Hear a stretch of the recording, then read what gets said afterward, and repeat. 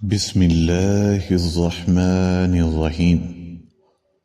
حضرت آدم علیہ السلام دنیا میں تشریف لانے کے بعد اللہ تعالیٰ نے انہیں شمشاد نامی درخت کی لکڑی سے بنا ہوا سونے کا کام کیا ہوا ایک لمبا اور بہت چوڑا انوکھا صندوق عطا فرمایا۔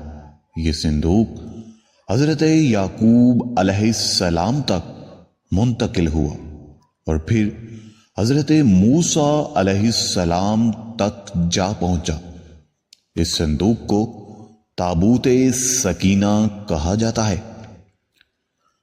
حضرت آدم علیہ السلام کو جب یہ صندوق ملا تو اس میں تمام انبیاء کرام علیہ السلام اور ان کے مکانات کی تصاویر تھی، جن میں سید الانبیاء حضرت محمد صلی اللہ علیہ وآلہ وسلم کی تصویر بھی شامل تھی۔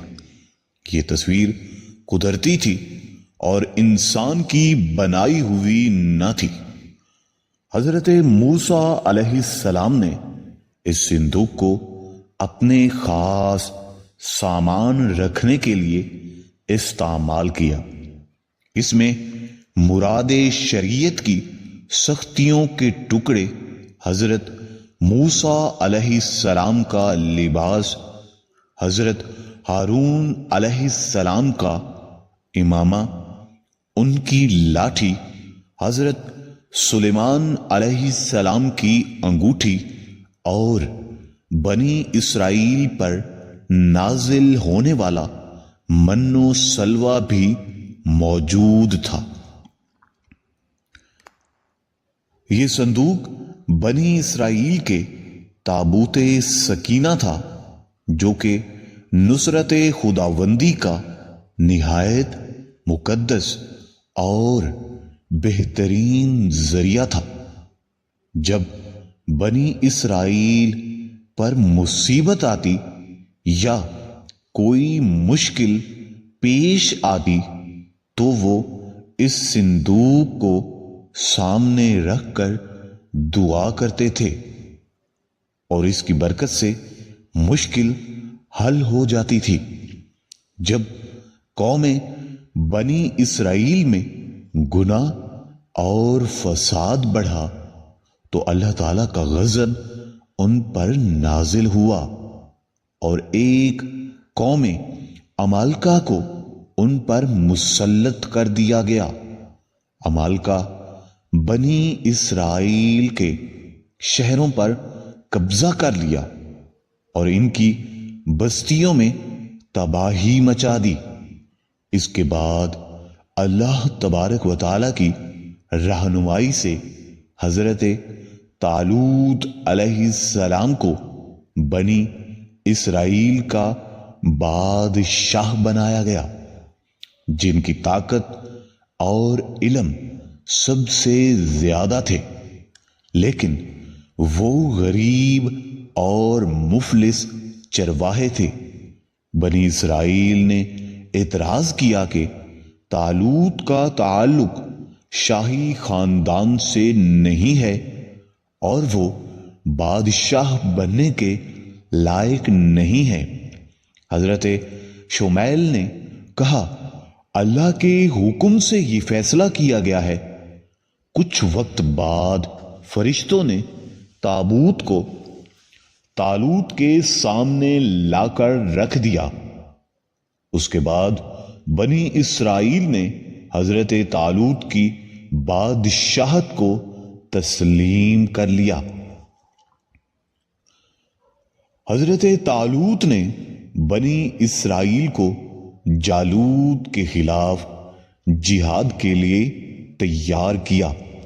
جنگ میں حضرت داؤد علیہ السلام نے جالوت کو مار ڈالا، جس سے جالوت کے لشکر کے حوصلے پست ہو گئے۔ اس کے بعد حضرت داؤد علیہ السلام کو نصف سلطنت دے دی گئی۔ حضرت داؤد علیہ السلام نے تابوت سکینہ کو محفوظ رکھنے کے لیے ایک عظیم عبادت گاہ مسجد تعمیر کرانے کی کوشش کی، جسے ہیکل سلیمانی کہا گیا۔ اس مسجد کی تعمیر میں جنات کی مدد بھی لی گئی۔ حضرت سلیمان علیہ السلام نے اپنے والد کی وصیت کے مطابق اس عبادت گاہ کو مکمل کیا۔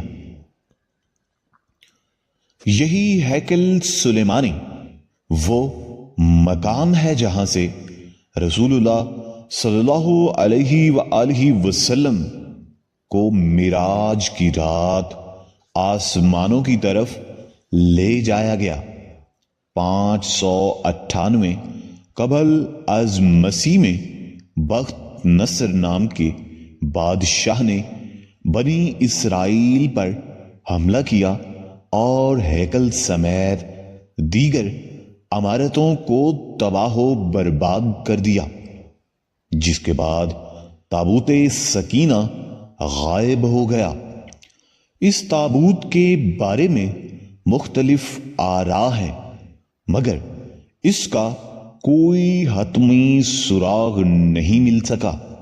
قرآن مجید فرقان الحمید میں اللہ تبارک و تعالی نے سورہ بقرہ میں تابوت سکینہ کا تذکرہ کیا ہے اور فرمایا ہے، یہ تابوت تمہارے لیے ایک بڑی نشانی ہے۔ یہودی آج بھی اس تابوت کی تلاش میں دنیا بھر میں سرگرداں ہیں۔ انہیں یقین ہے کہ تابوت سکینہ فلسطین کے علاقے میں کہیں چھپایا گیا ہے، اسی وجہ سے وہ فلسطین پر، غزہ پر اس قدر ظلم و جبر کی داستانیں رقم کر رہے ہیں۔ اس کے علاوہ یہ بھی کہا جاتا ہے کہ قیامت کے قریب حضرت امام مہدی علیہ السلام یہ تابوت سکینہ نکالیں گے اور یا تو ترکی کے شہر نہیکا کے کسی غار میں چھپا ہوگا یا کسی اور جگہ۔ اب ہجرت کی تیاری کریں جب میرے آقا حضرت محمد صلی اللہ علیہ وآلہ وسلم کو مدینہ کی طرف ہجرت کا حکم ہوا تو حضرت عمار بن یاسر رضی اللہ تعالی عنہ کو بھی یہ موقع نصیب ہوا۔ مدینہ پاک پہنچ کر امن کے یہ وہ ہستیاں تھیں جن کے خون سے اسلام کے باغ کی آب یاری کی گئی، جن کے لہو سے اسلام کا نام پوری دنیا میں پھیلا دیا گیا۔ انہی کے صدقے ہمیں بھی اسلام کی دولت نصیب ہوئی اور آج الحمدللہ ہم مشرف با اسلام ہیں اور مسلمان گھرانوں میں پیدا ہوئے ہیں۔ بوڑھے پن کے دنوں میں حضرت عمار بن یاسر رضی اللہ تعالی عنہ کے جسم پر سیاہ داغ نظر آتے تھے، جس کی وجہ سے پوچھنے پر آپ فرماتے تھے، یہ وہ نشان ہے جب مجھے انگاروں پر سلایا جاتا تھا، گرم ریت پر لٹایا جاتا تھا، لیکن میں نے صبر کا دامن نہیں چھوڑا۔ نبی کرم سرور دو عالم شفیع معظم صلی اللہ علیہ وآلہ وسلم کی زبان مبارک سے کوئی شکوہ نہیں سنا۔ حضرت عمار بن یاسر رضی اللہ تعالی عنہ ہجرت کے موقع پر اس مقدس مسجد کی تعمیر کے وقت پتھر ڈھونڈتے تھے اور اس کی تعمیر میں بڑھ چڑھ کر حصہ لیتے تھے۔ یہ اسلام کی سب سے پہلی مسجد تھی۔ اس کی تعمیر کے وقت آپ سب سے زیادہ محنت کرتے تھے اور رزق بڑھتا تھا۔ ہم مسلمان ہیں، ہم مسجد بناتے ہیں۔ جب آپ مدینہ میں اپنے محبوب حضرت محمد مصطفیٰ صلی اللہ علیہ وآلہ وسلم کے دربار مقدس میں رہنے لگے، ساری مصیبتیں، ساری آفتیں، مشکلات اور اذیتیں ختم ہو گئیں۔ پھر جب اللہ رب العالمین نے جنگ بدر میں مکہ کو ذلیل و رسوا کیا اور اس جنگ میں وہ جاہل ظالم لوگ مارے گئے، تو میرے آقا مولا شفیع معظم سرور دو عالم حضرت محمد مصطفیٰ صلی اللہ علیہ وآلہ وسلم نے حضرت عمار بن یاسر رضی اللہ تعالی عنہ سے فرمایا، اللہ تعالیٰ نے تمہارے ماں کے قاتل کا بدلہ لے لیا۔ حضرت عمار بن یاسر رضی اللہ تعالی عنہ نے حضور صلی اللہ علیہ وآلہ وسلم کے ساتھ تقریباً تمام جنگوں میں حصہ لیا اور عظیم شجاعت حاصل کی۔ حضور نبی کریم سرور دو عالم شفیع معظم صلی اللہ علیہ وآلہ وسلم کی زندگی مبارک دنیا کے تمام انسانوں کے لیے ایک مثال ہے اور مشعل راہ ہے۔ حدیث میں آتا ہے کہ ایک بار حضرت محمد صلی اللہ علیہ وآلہ وسلم چند صحابہ کرام کے ساتھ گزرے۔ آپ نے صحابہ کو دیکھ کر فرمایا، جو کچھ آخرت کے بارے میں مجھے معلوم ہے، اگر وہ حقیقت تمہارے سامنے آ جائے تو تم ہنسنا بھول جاؤ گے اور ہر وقت روتے رہو گے۔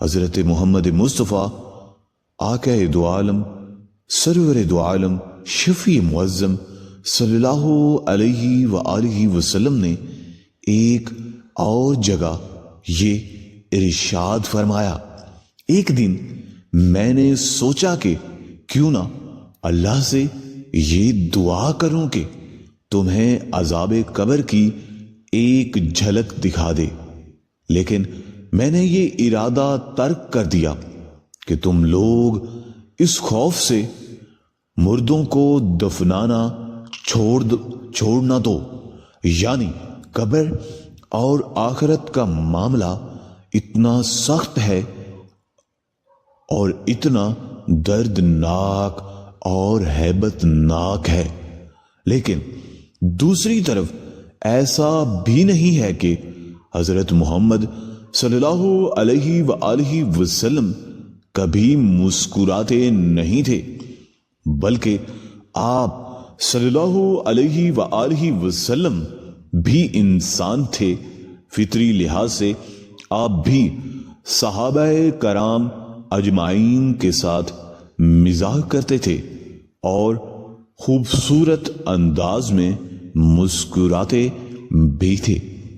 آپ صلی اللہ علیہ وآلہ وسلم کی زندگی میں ایسے واقعات ہیں جن میں آپ صلی اللہ علیہ وآلہ وسلم کھل کر مسکرائے۔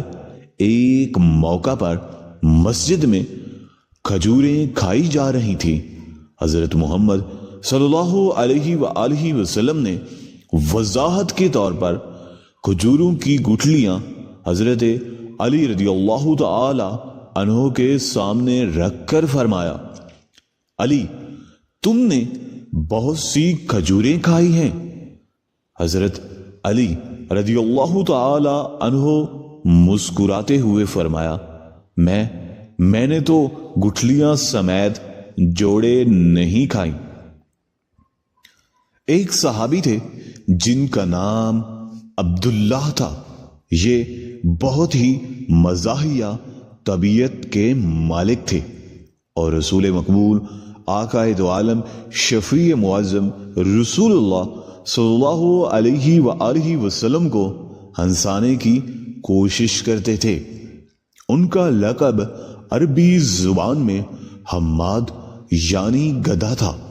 جیسے ہم کسی کو بے وقوفی پر اسے گدھا کہہ دیتے ہیں۔ عمار کی ایک بری عادت یہ تھی کہ وہ شراب پیا کرتے تھے۔ ہر بار اللہ کے رسول صلی اللہ علیہ وآلہ وسلم انہیں سزا کے طور پر کوڑے لگواتے اور وہ پھر دوبارہ مجلس میں آ کر شراب پیتے۔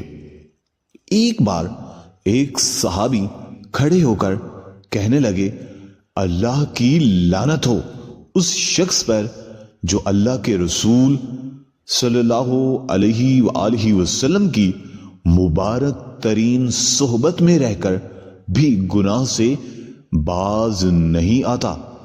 حضرت محمد صلی اللہ علیہ وآلہ وسلم نے اس صحابی کو منع کیا کہ جو کچھ میں اس کے بارے میں جانتا ہوں تم نہیں جانتے۔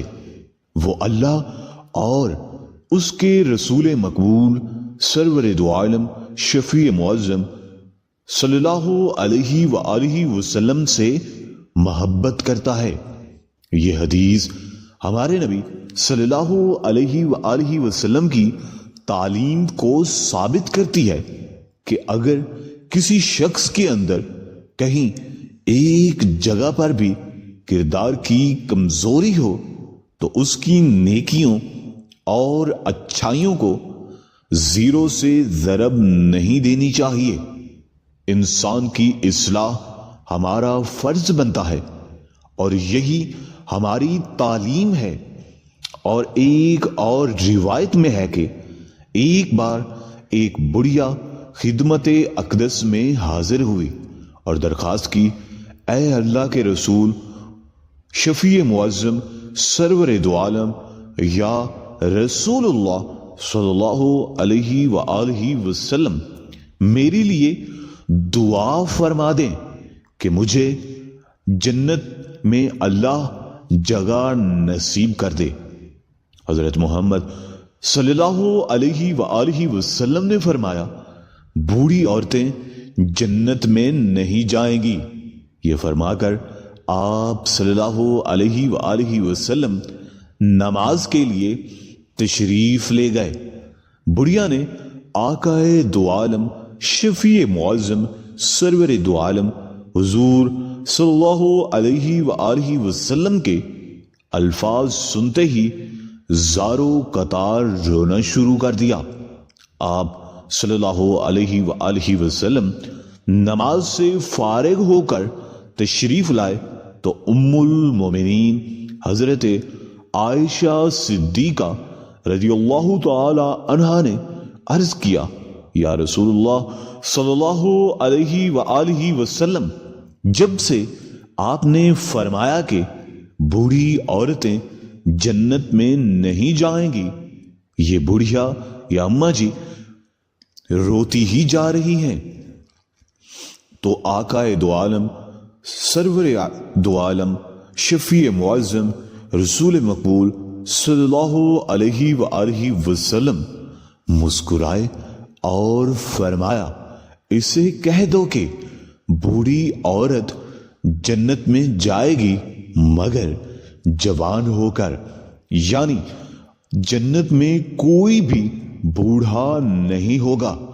اللہ کے رسول صلی اللہ علیہ وآلہ وسلم سے ایک صحابی نے درخواست کی، مجھے سواری دے دیں، تو آپ صلی اللہ علیہ وآلہ وسلم نے فرمایا، اسے اونٹنی کا بچہ دے دو۔ صحابہ نے یہ سن کر کہا، یا اللہ کے رسول، بچے کا کیا کروں گا، مجھے تو سواری چاہیے۔ تو آپ صلی اللہ علیہ وآلہ وسلم نے دوبارہ فرمایا، اسے اونٹنی کا بچہ دے دو۔ پھر مسکرا کر فرمایا، کیا کوئی اونٹ ایسا بھی ہے جو کہ اسی اونٹنی کا بچہ نہ ہو، یعنی مفہوم یہ تھا کہ جو ابھی اونٹ ہے آخر کار بچہ تو وہی اونٹنی کا ہوتا ہے۔ اور یہ مبارک طریقہ تھا میرے پیارے آقا کے مزاح اور خوش اخلاقی سے محظوظ کرنے کا اور محظوظ ہونے کا۔ ایک اور حدیث مبارکہ میں آتا ہے کہ آپ صلی اللہ علیہ وآلہ وسلم کے ایک صحابی تھے جو بدو تھے، یعنی بالکل ان پڑھ اور ذہنی طور پر بھی کمزور، شکل و صورت کے لحاظ سے بھی پیارے نہیں تھے، لیکن جب وہ آپ صلی اللہ علیہ وآلہ وسلم ان سے بہت محبت اور شفقت فرماتے، آپ صلی اللہ علیہ وآلہ وسلم ان کی کمر کو دبا کر کہتے، یہ فلاں گاؤں کے اندر اسلام کی تبلیغ کے لیے ہمارا نمائندہ ہے۔ اب وہ صحابی چونکہ بہت سیدھے سادے یعنی زیادہ عقل اور دماغ کے مالک نہیں تھے، تو اتنے بڑے مجمع کے اندر اپنی تعریف سن کر وہ اور بھی خوش ہو جاتے۔ اس لحاظ سے وہ مدینہ آ کر اپنا سامان بیچتے اور رسول مقبول آقائے دو عالم شفیع معظم صلی اللہ علیہ وآلہ وسلم کے لیے تحفے بھی لاتے تھے۔ ایک بار اسی طرح سے بازار میں کھڑے وہ اپنا سامان بیچ رہے تھے کہ آقائے دو عالم شفیع معظم صلی اللہ علیہ وآلہ وسلم نے پیچھے سے جا کر ان کی آنکھوں پر ہاتھ رکھ کر انہیں پکڑ لیا۔ وہ ڈرنے لگے اور کہنے لگے، مجھے چھوڑ دو، مجھے چھوڑ دو۔ لیکن جب انہوں نے پیچھے مڑ کر دیکھا تو آقائے دو عالم شفیع معظم سرور دو عالم صلی اللہ علیہ وآلہ وسلم کو دیکھا تو آپ سے چمٹ گئے اور محبت کی وجہ سے آپ صلی اللہ علیہ وآلہ وسلم کے جسم کے گرد لپٹ گئے۔ آپ صلی اللہ علیہ وآلہ وسلم نے مذاق میں فرمایا، کون ہے جو اللہ کے رسول صلی اللہ علیہ وآلہ وسلم کا یہ غلام بہت ہی بدصورت ہے، آپ کو اس کی بہت کم قیمت ملے گی۔ پھر فرمایا، لوگوں کی نظر میں وہ خوبصورت نہیں، خوبرو نہیں ہے، لیکن اپنے ایمان کی وجہ سے اللہ کی نظر میں وہ بہت ہی خوبصورت ہے۔ اس سے یہ درس ملتا ہے کہ اسلام میں شکل و صورت سے زیادہ دل میں موجود ایمان اور اللہ کے رسول سے محبت کی قدر زیادہ ہے۔ شمائل ترمذی میں ایک حدیث آئی ہے کہ غزوہ خندق کے موقع پر جب کفار مکہ خندق کی دوسری طرف حملے کے لیے تیار بیٹھے تھے، آپ صلی اللہ علیہ وآلہ وسلم نے حضرت سعد بن ابی وقاص رضی اللہ تعالی عنہ سے فرمایا، جو آپ کے ماموں تھے، کہ وہ دشمن کی صفوں کی طرف دیکھیں۔ جیسے ہی دشمن نے سر اوپر نکالا، حضرت سعد نے فوراً تیر چلایا اور دشمن کے ماتھے پر لگا اور وہ ڈھیر ہو گیا۔ یہ منظر دیکھ کر آپ صلی اللہ علیہ وآلہ وسلم اتنے مسکرائے کہ آپ صلی اللہ علیہ وآلہ وسلم کی داڑھی بھی دکھائی دینے لگی۔ ایک اور موقع پر آقائے دو عالم صلی اللہ علیہ وآلہ وسلم نماز پڑھ رہے تھے اور حضرت جبرائیل امین علیہ السلام گزرے۔ اور جب حضرت جبرائیل علیہ السلام آپ آقائے دو عالم سرور دو عالم شفیع معظم حضرت محمد مصطفیٰ صلی اللہ علیہ وآلہ وسلم کو دیکھا تو وہ ہنسنے لگے۔ آپ صلی اللہ علیہ وآلہ وسلم کی مسکراہٹ بھی اللہ کی رضا کی علامت ہے۔